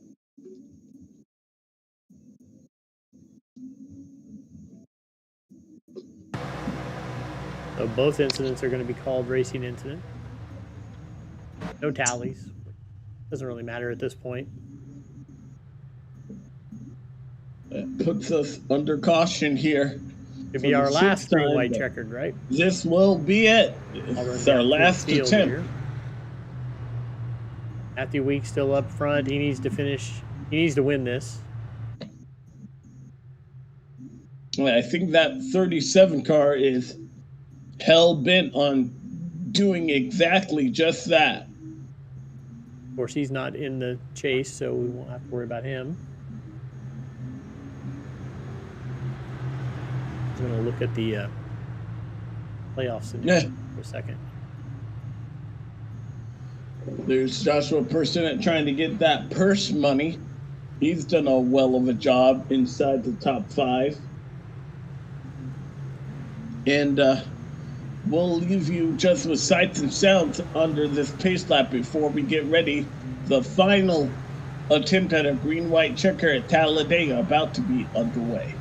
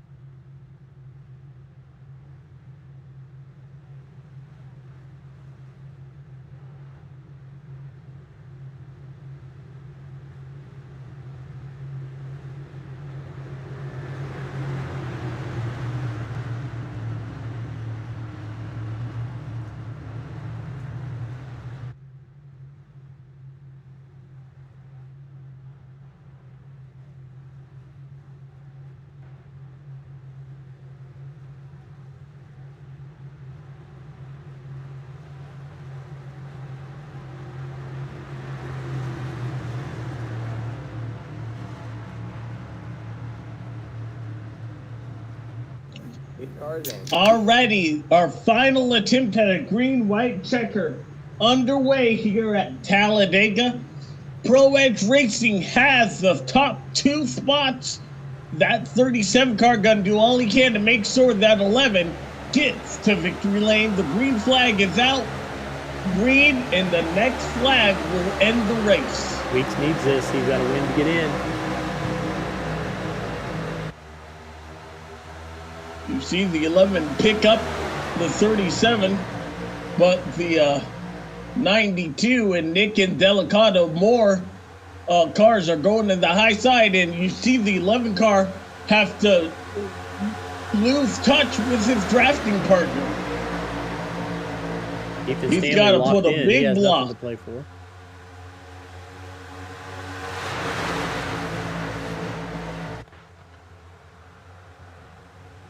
Oh, Ethan Stanley around. He got crashing back, farther back. Big crash in turn 4, and that will mean Matthew Weeks has done it. He will win. They have crashed hard.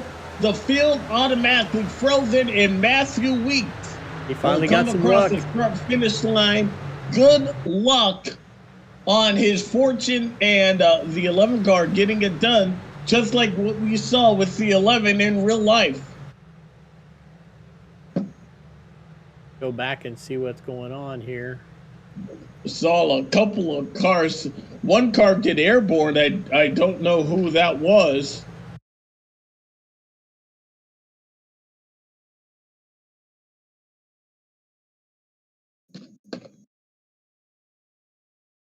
$15 into the 51 down there. That's kind of turns JP, the 18. Oh, yeah. Comes back and takes out Chad.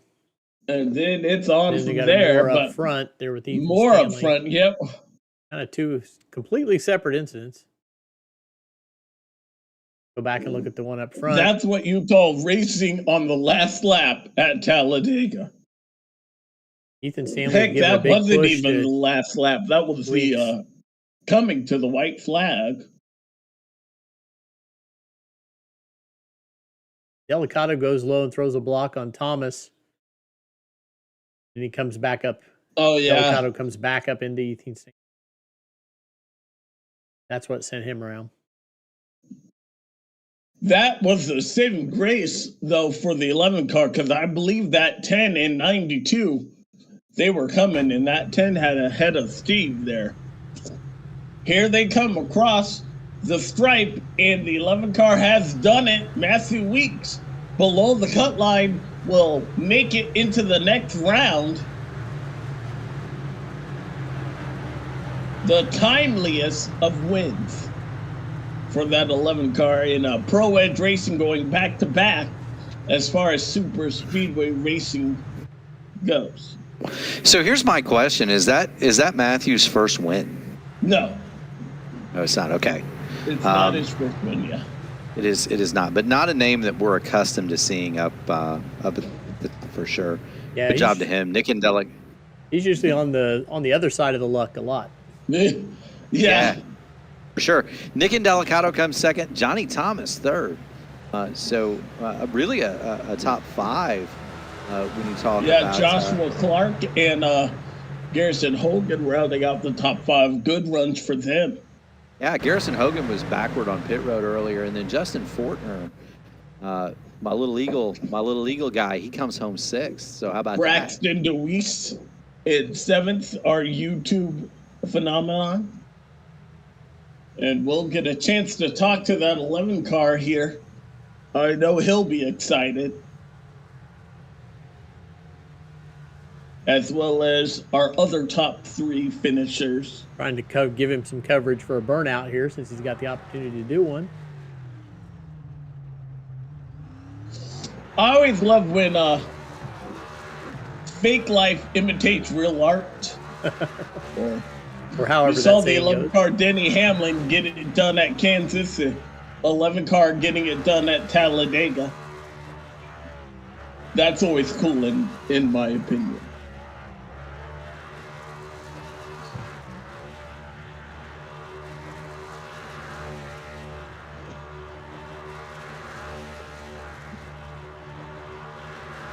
burn it down. He's definitely deserved it in a path to the next round. All right, he's done. I think we got Johnny Thomas with us. Johnny Thomas, it's Alex up in the booth. You got a copy, man? Hey, Alex, you got me? I got a new mic, so it might be a little... Yeah, and you sound good, man. Yeah. You brought it home in third place here tonight. Congratulations. What was it like getting a podium finish here at Talladega? It's cool. It's what I expect. I expect to finish either first, second, or third at these things, and put myself in a good position there at the end. Had Josh pushing me. Worked out a deal with... I've known Indelicato for a while, so I was happy with him being, right in front of me. I had some friends. I typically don't. But in that case, you just got to be on the high side on these restarts, because that's where the momentum is, and we got it to work. I think with the second green white checker, we were 16th. We restarted and worked our way up through there, and had a shot at the win.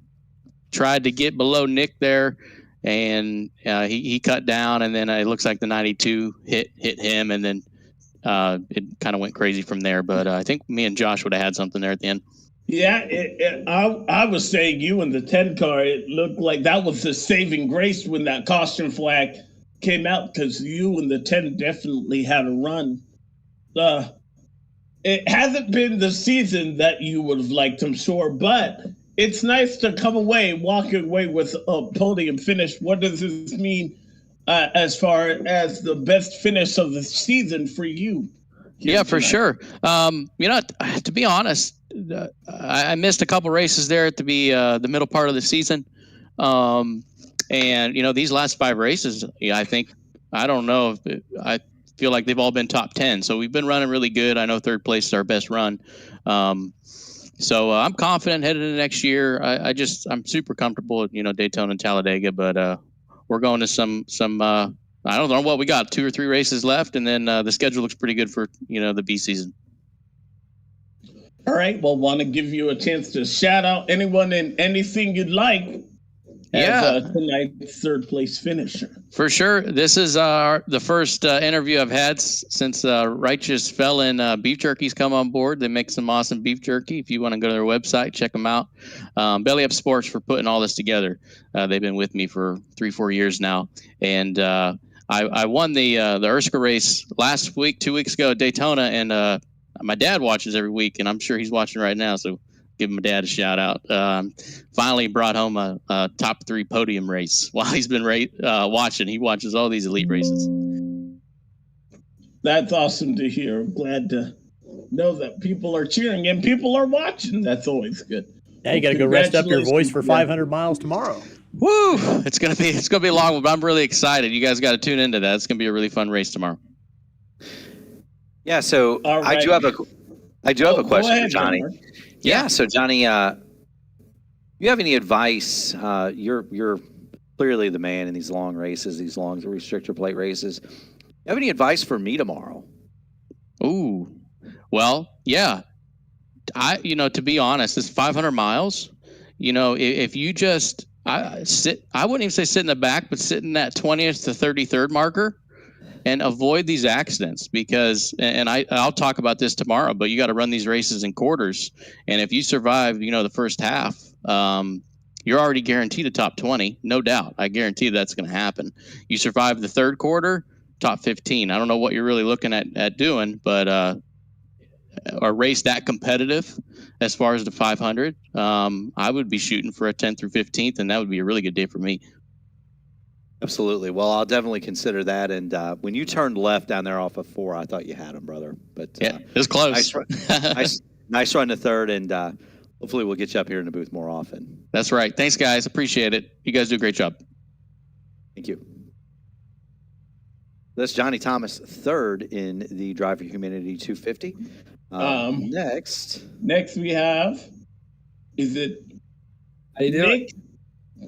Nick and Delicato. Alex, up in the booth, do you have us? Yes, sir.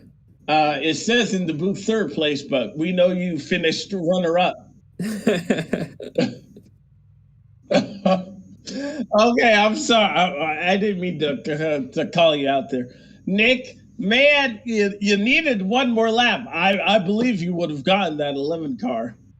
Yeah, that was something. Coming there was kind of just I was focusing on points this whole time. I was only 9 up and was really basing my race off Scott Crump, and I feel bad. He got a really unfortunate thing there with his internet going out, but still, I mean, P2 finish, I think in general, I probably would have made it even if he was up here. But that run near the end, if we did have another lap, the only reason I pulled down is because I saw the wreck happening in the back, and I pulled down, the 91 pulled down, and then I almost got turned, and I accidentally turned the 92. So it's kind of an accordion, but overall, I cannot be happier with a top 5 finish, and especially second place. What was it like, the racing? Did it live up to your expectations? What are you walking away here knowing more of for racing super speedway with elite? Yeah, no, I mean, these guys are talented. When I saw the top 5 and I'm like, all right, I know I can trust these guys, and stuff happens. It's racing. This package is absolutely insane, but that final restart, I saw the 11 on the bottom, and 2 restarts in a row, he pulled to the top lane and the bottom completely died coming off the second corner. So I was lucky I was on the top, stayed up there. I knew the momentum would shift our way, and it worked out that way. And I told Ethan, the 92, before that restart there, that I was going to stay with him and pull high if we needed to. So the goal was kind of just to sit up there until there was a wreck, or if we made it to the white. Alrighty, well, want to give you the chance to shout out anyone and anything you'd like there, and I'll Mark might have a question for you at the end as well. I don't want to take up all the questions. No, you're good. I'd love to shout out Belly Up Sports and Fantasy Thrills Football. They're an amazing crew, and they came on board this year, and here and there have had some pretty bad finishes, but all in all, made it to the second round of the playoffs, which is big. Still looking for that win. This is the second time I finished second. I know I have it in me. I kind of just got to have a complete race.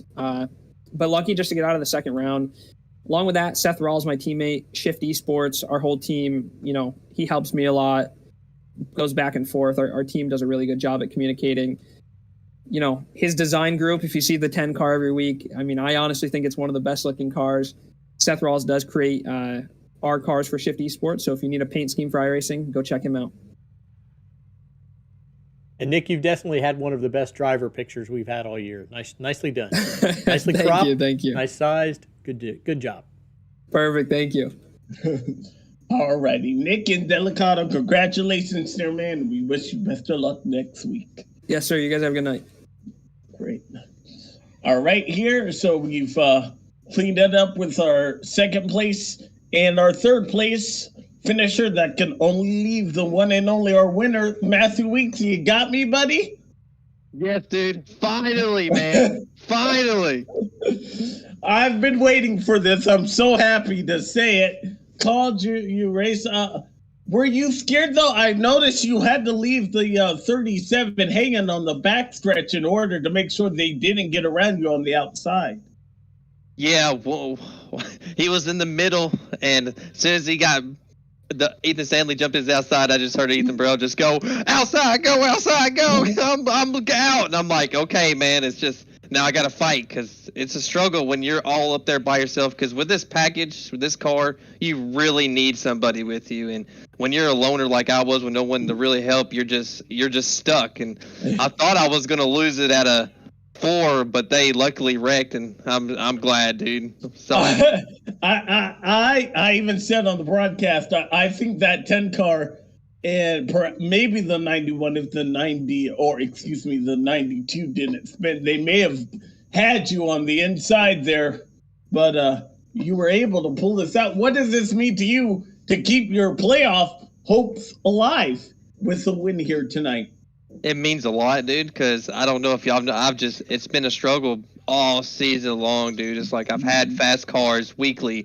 Felt like I could have won 2 races, but some ended up happening. I'll hit the wrong strategy and then get caught laps down and then end up in a wreck or lagged out 2 weeks in a row. And it's just been a struggle, man. I needed a win, and I'm glad to win in a must-win situation. So it's time to go try to win a championship now. Well, I'm glad to know that your fight is still alive here. Want to give you the chance to shout out anyone and anything you'd like here as the winner of tonight's Drive for Humanity 250. Shout out to 213 Simware, man. They've been on my car for like a year now, and I think they're sticking with me next season. Well, man, love representing that group, man. A lot of guys. JV Designs, Justin Van der Merle, he's in here. He races. He paints my cars. They look amazing weekly. So is JD Designs as well. You know, Jonathan Cullib, he brings some bangers as well. And you guys, and I know Alex, you know everything you've been through. I'm glad you're doing better, and seeing you on Facebook and all your posts, man. Glad seeing that. And shout out to everyone, man. That was an awesome race tonight, and kudos to everyone that was racing hard. That was fun. Well, congratulations, man. You earned that, and I'm very happy to see that 11 car. Oh, I'll ask you, what does it mean for you? You saw Denny Hamlin also win this week. Was it a good week for you? Oh, you know it, man. I've been watching him struggle too. Just sitting there, he's having fast cars and just pit crew messing him up or him speeding. I'm just feel like he struggles, I struggle, man. He wins and I win. I love it, dude. This might be his year. Oh, I'm hoping every year. I hope he wins. If Hamlin wins this year, we come back to this moment right here. May. Yes. What is today's date? May 9th or May 10th. May 10th. We said it. We've called it. No. I hope so, man. You know I'm a diehard Hamlin fan, so yeah. I hope so. Well, congratulations there, man. We hope to be talking to you more in the future. Hey, hopefully next week, because Michigan's like my best track, dude. I'm trying to go back to back, so let's go get it, dude. That was a very enthusiastic winner here tonight at Talladega. Mark, I want to thank you for your expertise in race control and adding a third voice to our broadcast here. It was a fun night calling the race with you. You know, it's always fun to be up in the booth with you and Dave. You know, for me, you know, now the biggest goal of my year is upon us, and that is, you know, I want to be up here talking to, want to be up here about this time tomorrow. You know, that's the goal every year.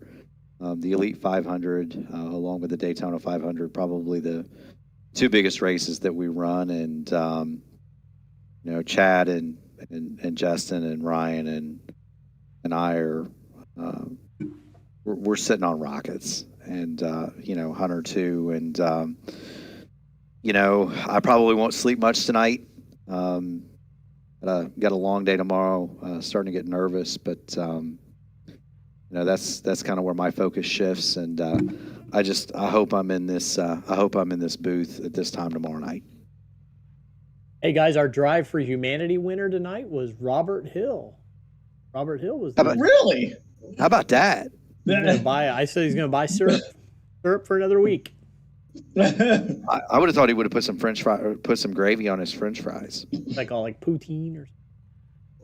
I think this is our chasers. I think this is locked in. All righty. So those are the 9 that'll be moving on to fight for the championship. That's a pretty good list too. Next week at Michigan, another 2-mile behemoth of a track, and join us here for, I believe it'll be 100 laps at 8:30 Eastern Standard Time. Yep. Got Michigan, Texas, and Bristol to settle out. And that Michigan race is going to be a good indication of perhaps our championship race, Auto Club, the 2-mile sister track to Michigan. And Alex, you get to be reunited with Rich next week, because I'll be off doing some things for my daughter's senior year. So Rich awesome. will be filling in with you and get the band back together and have a good time. I love Rich. Well, from all of us for the Elite Racing Network, we hope you enjoyed tonight's broadcast, and we will see you guys next Wednesday at 8:30.